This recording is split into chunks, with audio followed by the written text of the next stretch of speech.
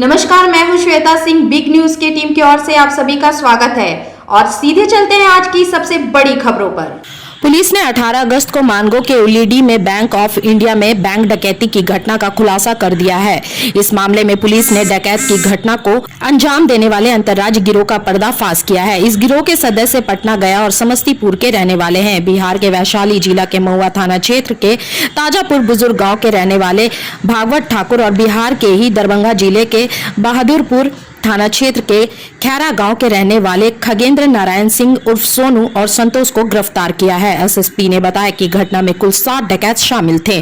5 डकैत घटना स्थल पर मौजूद थे और 2 लोग बाहर से इनको सपोर्ट कर रहे थे। घटना का मास्टरमाइंड पटना जेल में बंद है और एक मास्टरमाइंड विदेश में बैठा हुआ है, वहीं इसकी मॉनिटरिंग कर रहा था।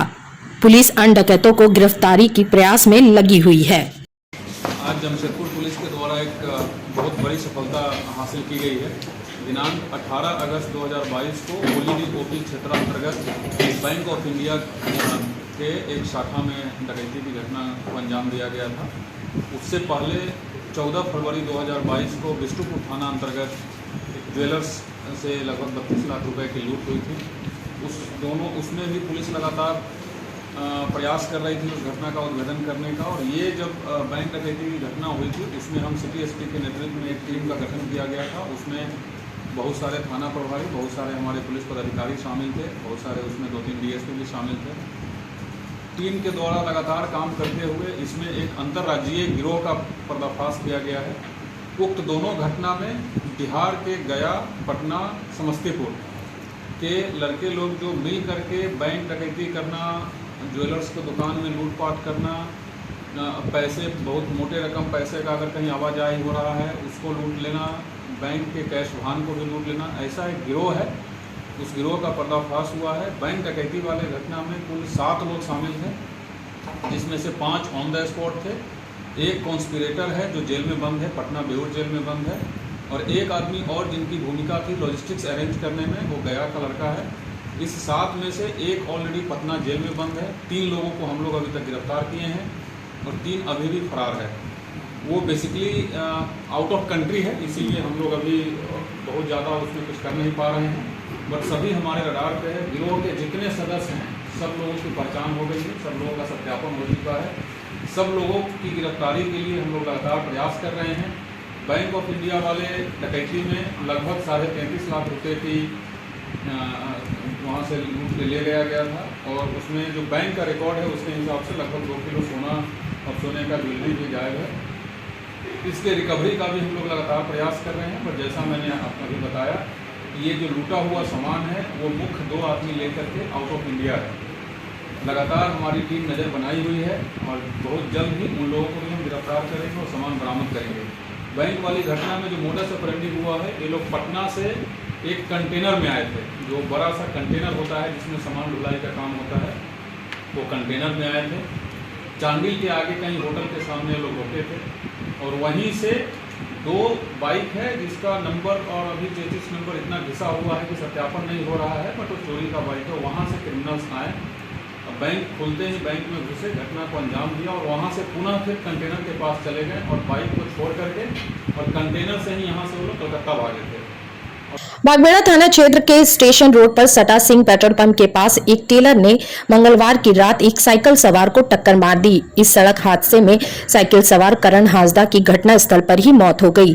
घटना की सूची मिलने पर मौके पर पुलिस पहुंची। करण हांसदा के शव को एम्बुलेंस में लेकर साक्षी के एमजीएम अस्पताल पहुंचाया और शव गृह में रखवा दिया।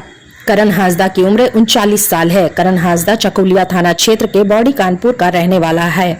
बताते हैं कि वह जमशेदपुर में रहकर टाटा स्टील में ठेका मजदूरी का काम करता था और मंगलवार की रात साइकिल से अपने घर जा रहा था, तभी यह घटना घटी।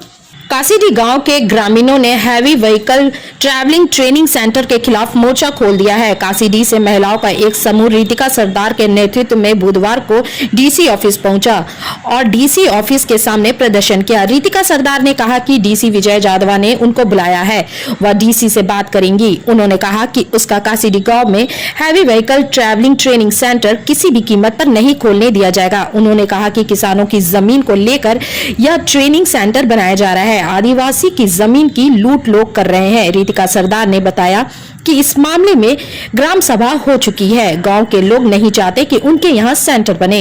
रितिका सरदार ने कहा कि उनको समझाने के लिए मंत्री, विधायक, नेता सब लोग आए। कहा जा रहा है कि इससे गांव का विकास होगा, लेकिन ऐसा नहीं है। गांव वाले खेती बाड़ी करके अपना रोजी रोटी चला रहे हैं। उनकी जमीन पर उनका छिनाव छीनकर हैवी व्हीकल ट्रैवलिंग सेंटर बनाना ठीक नहीं है। गौरतलब है कि साल 2015 में परिवहन विभाग ने कासीडी में हैवी व्हीकल ट्रैवलिंग सेंटर का निर्णय लिया था।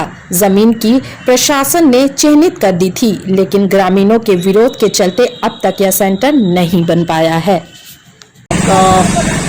नरगा कासीडी ग्राम पंचायत, जहां पे टाटा कंपनी के द्वारा हैवी व्हीकल ट्रेनिंग सेंटर के नाम पे आदिवासियों की जमीन की लूट खसोट और ग्राम सभा को नष्ट करने की ये षड्यंत्र रचा जा रहा था, जो गांव वालों ने जोरदार विरोध किया और तकरीबन 7 साल से ये लड़ाई लड़ी जा रही है और जिसका परिणाम अब तक कुछ नहीं मिला।